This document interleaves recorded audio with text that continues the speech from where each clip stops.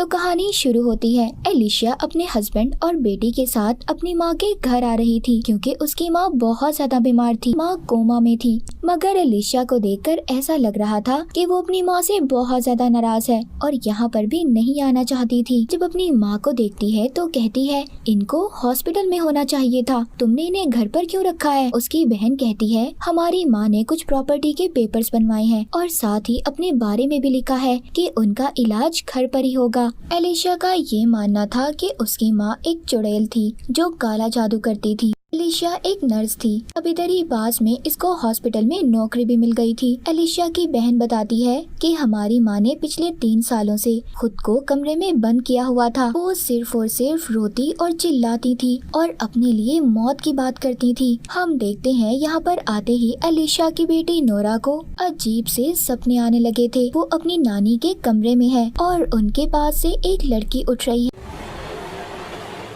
तभी नोरा की आँख खुल जाती है। जब सुबह को नोरा उठती है तो उसको घर में एक डॉग नजर आता है। वो उसका पीछा करती हुई एक कमरे में आ गई थी जिधर एक सिलाई मशीन और उधर ही उसको एक लॉकेट मिलता है जिस पर स्पाइडर बना हुआ था। ये उसको अपने पास रख लेती है। तभी वहाँ पर नोरा के पीछे वही लड़की खड़ी थी जिसको इसने अपने सपने में देखा था, मगर वो उसको नहीं देख पाती और जब ये मुड़ती है तो सिलाई मशीन खुद ब खुद चलने लगी थी।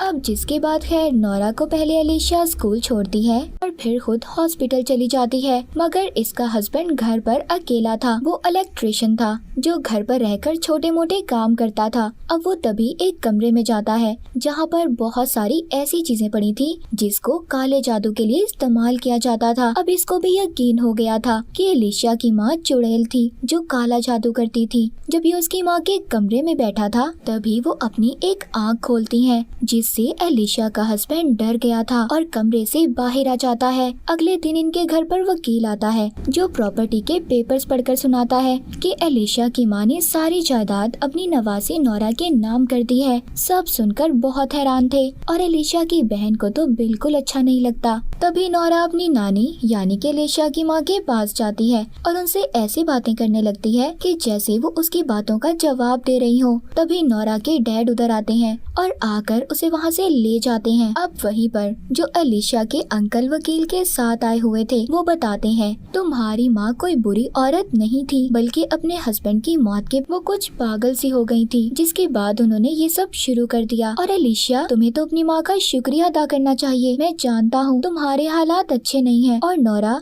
जो अब जायदाद की वारिस बन चुकी है तुम्हारी बहुत मदद होगी। आखिरकार वो तुम्हारी बेटी है। मगर एलिशा की बहन को तो बहुत गुस्सा आ रहा था क्योंकि उसकी माँ ने उसके लिए कुछ नहीं छोड़ा था और गुस्से में यहाँ से चली जाती है। दूसरी तरफ नोरा अपने बाल काटकर उसी लॉकेट में रख लेती है। सुबह को ये जब स्कूल जाती है तो इसे वहाँ पर वही लड़की मिलती है जिसको इसने अपने सपने में देखा था। अब वो लड़की न जाने कहां से आई थी। ये उस लड़की से बातें करने लगती है क्योंकि स्कूल में इसका कोई दोस्त नहीं था। घर पर एलिशा की बहन उससे कल के लिए माफी मांगती है। तभी उन दोनों को चीखने की आवाज आती है जो नोरा की थी। वो अपनी नानी यानी कि एलिशा की माँ के कमरे में थी। अब एलिशा जल्दी से कुल्हाड़ी लाती है और दरवाजे को खोलकर अंदर आती है जहाँ पर सब कुछ बिखरा हुआ था। नोरा पर उस कमरे में झूमर गिर जाता है जिस वजह से वो बेहोश हो गई थी। अब दोनों नोरा को दूसरे कमरे में लेकर जाती हैं तो एलिशा की बहन को नोरा के पास से वही लॉकेट मिलता है जो उनकी माँ का था। अब ये एलिशा से कहती है, तुम प्लीज अपनी बेटी पर नजर रखो। मुझे लगता है हमारी माँ नोरा को उसी शीशे के सामने लेकर जाना चाहती है। मगर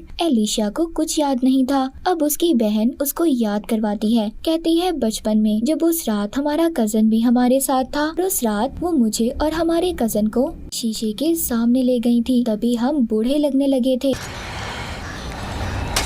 ये सब बातें सुनकर एलिशा को गुस्सा आता है। अब वो अपनी माँ के कमरे में जाकर ऑक्सीजन बंद कर देती है। तभी उसकी बहन आकर उसे रोकती है और उसका हस्बैंड दोबारा से ऑक्सीजन मशीन को चला देता है, जिसके बाद अब ये सारे सामान को जला देते हैं जो काली जादू का था और नोरा इनको खिड़की से देख रही थी। अब जब ये सारा सामान जलाकर घर के अंदर वापिस आते हैं तो घर की लाइट बंद थी। नोरा एलिशा से पूछती है, आप लोग क्या जला रहे थे? वो कहती है, कुछ नहीं, बस थोड़ा सा फालतू सामान था। और वो अब अपनी बेटी को मना करती है, बेटा तुम अपनी नानी के कमरे में नहीं जाओगी। तभी हम देखते हैं कि जो सामान इन्होंने जलाया था उस पर वही बच्ची चल रही थी जो नोरा के सपने में आई थी और उसको स्कूल में भी मिली थी। अब ये बच्ची एलिशा की माँ की आवाज में बात कर रही थी क्योंकि एलिशा की माँ ने बच्ची के जिस्म को अपने काबू में कर लिया था। अगले दिन एलिशा के हस्बैंड को काम के सिलसिले में फोन आता है। अब वो एलिशा को बताता है कि जब मैं ये काम खत्म कर लूंगा हम ये शहर छोड़कर चले जाएंगे। उधर जब एलिशा की बहन अपने स्टोर पर काम कर रही थी तभी उसको अपनी माँ का पुराना ख्याल आता है कि कैसे बचपन में वो इसको तकलीफ देती थी और उन्होंने अपना जादू करते हुए इसके मुँह में हाथ डालकर एक दांत भी तोड़ दिया था। तभी प्रेजेंट यानी मौजूदा वक्त में हम नोरा को देखते हैं जो उस बच्ची के साथ बैठी थी जो उसके सपनों में आती थी। ये दोनों अब दोस्तें बन जाती हैं। तभी वो बच्ची नोरा को वही लॉकेट देती है जो एलिशा की बहन ने उससे ले लिया था। मतलब उस बच्ची के अंदर एलिशा की माँ की रूह आत्मा थी। तभी उधर घर एलिशा के पास उसकी बहन आती है जो उसको बताती है कि हमारी माँ बचपन में हमें जिस लॉकेट के जरिए अपने काबू में करती थी मुझे लगता है अब वो ये सब नोरा के साथ करना चाहती हैं। और जब ये दोनों उस लॉकेट को ढूंढती हैं तो उन्हें कहीं नहीं मिलता। अगले दिन नोरा जब स्कूल में थी तो बच्ची उसके घर वालों को बुरा भला कहने लगती है। नोरा को इस बात पर गुस्सा आ गया था। वो उस बच्ची को बहुत मारती है और इसी उसमें उसको स्कूल से कुछ दिन के लिए निकाल दिया जाता है। अब यहाँ से नोरा पूरी तरह से बदलने लगी थी। एक दिन नोरा घर पर बोर हो रही थी। वो अपने डैड से बाहर जाने का पूछती है। वो उसे हाँ कर देते हैं जिसके बाद अब ये बाहर उसी बच्ची के साथ घूमने जाती है जिसके अंदर एलिशा की माँ की आत्मा थी। जब उधर एलिशा की बहन अपना स्टोर बंद कर वापस आती है तभी वो नोरा को देखती है और साथ ही उस बच्ची को जो उसकी माँ की आवाज में उससे बात कर रही थी। कहती है जिस लॉकेट को तुम ढूंढ रही हो वो बाहर बाग में है, चलो आओ ढूंढो। वो तो बचपन ही से अपनी माँ से बहुत डरती थी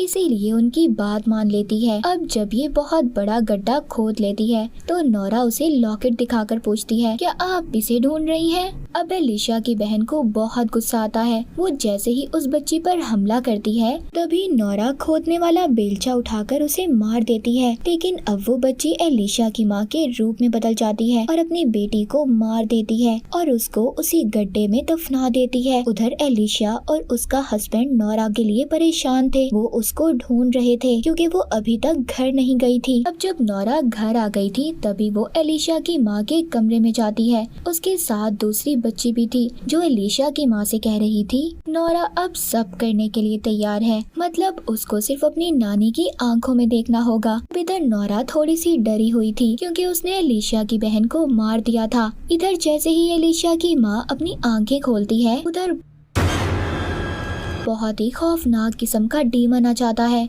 और अब कोई काले रंग की चीज नोरा के चेहरे से चिपकती है और उसके मुंह के अंदर चली जाती है जिसके बाद नोरा अब पूरी तरह से बदल चुकी थी। अब एलिशा अपनी बहन को ढूंढना शुरू कर देती है। वो कहीं पर भी नहीं मिल रही थी। ये अब जब उसके घर जाती है तो वहाँ पर ये देखती है एक डॉग उधर घूम रहा था जिधर एलिशा की माँ ने इसकी बहन यानी कि अपनी बेटी को दफनाया था। तो नोरा उधर जाकर उस डॉग को टांग मारकर भगाती है। ये सब करते हुए एलिशा ने उसे देख लिया था। नोरा उसके साथ भी बहुत ही अजीब तरह से पेश आ रही थी मगर उसे तब भी कुछ पता नहीं चलता। अब ये अपने हस्बैंड के साथ जाकर पुलिस में अपनी बहन के गुम होने की रिपोर्ट लिखवा देती है। तभी नोरा एलिशा की बहन के घर जाकर उस डॉग को मार देती है। उसकी कब्र के गिर्द घूम रहा था। इसके बाद वो अपनी नानी के कमरे में आकर अलमारी खोलती है। खोलने के बाद उसको एक बॉक्स मिलता है जिसमें 3 लॉकेट थे। एक में दांत, दूसरे में नाखून और तीसरे में कटी हुई उंगली थी। नोरा वहाँ पर ऑक्सीजन को बंद कर देती है और कहती है अब मुझे ये जिस्म नहीं चाहिए। मतलब नोरा के अंदर एलिशा की माँ की आत्मा थी जिसने अपने जिस्म को छोड़कर नोरा को पूरी तरह अपने काबू में कर लिया था। वो जब चाहे आ सकती थी और जब चाहे जा सकती थी। उसे ये भी धमकी देती है कि अगर उसने इस बारे में किसी को बताया अच्छा नहीं होगा। अब रात को खाना खाते हुए एलिशा का हस्बैंड उससे पूछता है कि तुम्हारे डैड कैसे मरे थे। वो बताती है मेरे डैड हर वक्त बाहर रहते थे। एक दिन जब वो घर वापस आए तो मैं और मेरी बहन अपने डैड के साथ खेलना चाहती थी मगर मैं सीढ़ियों के नीचे छुप गई और जब वो मुझे ढूंढने आए तो सीढ़ियों से नीचे गिरकर उनकी मौत हो गई।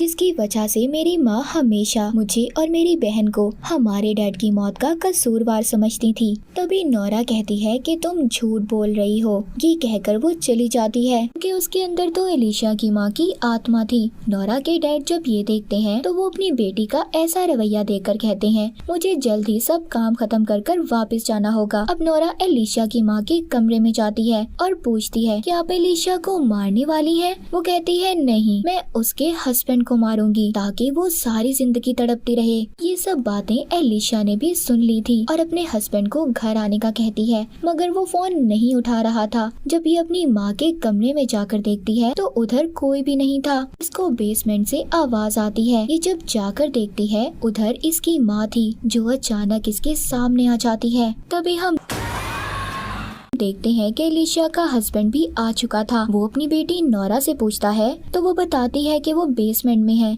यहाँ पर हमें पता चलता है कि एलिशा के डैड की मौत किस तरह हुई थी। वो दरअसल जब एलिशा को ढूंढ रहे थे तब उनके पाँव को एलिशा ने पकड़ लिया था और वो फिसल जाते हैं। रास्ते में हिरन का सर पड़ा था, उसका सींग जो उनकी गर्दन के आर पार हो गया था और उनकी मौत हो जाती है। इसी वजह से इसकी माँ इससे नफरत करती थी। वो समझती थी कि एलिशा की वजह से उनके हस्बैंड की मौत हुई है। अब दोबारा से कहानी प्रेजेंट में आती है जहाँ पर एलिशा अपनी बेटी को देखती है जिसको ऑक्सीजन लगी हुई थी। तभी उसकी माँ बेड के नीचे से आकर उसका गला पकड़ लेती है कि उसका हस्बैंड आकर उसे बचाता है। अब क्योंकि एलिशा की माँ बहुत ताकतवर थी इसीलिए वो उसके हस्बैंड का हाथ चीर देती है, मगर वो फिर भी उस पर चाकू से हमला कर रहा था। वो उसको मार कर नीचे गिरा देती है। उसी वक्त नोरा आकर पीछे से उस पर हमला कर देती है। क्योंकि ये पूरी तरह से एलिशा की माँ के काबू में थी, ये अपने डैड को काट लेती है। उसको समझ नहीं आ रही थी कि पीछे से किसने उसे पकड़कर उस पर हमला किया है। तभी वो नोरा को नीचे गिरा देता है। जब वो ये देखता है कि ये तो उसकी बेटी थी, वो परेशान हो गया था।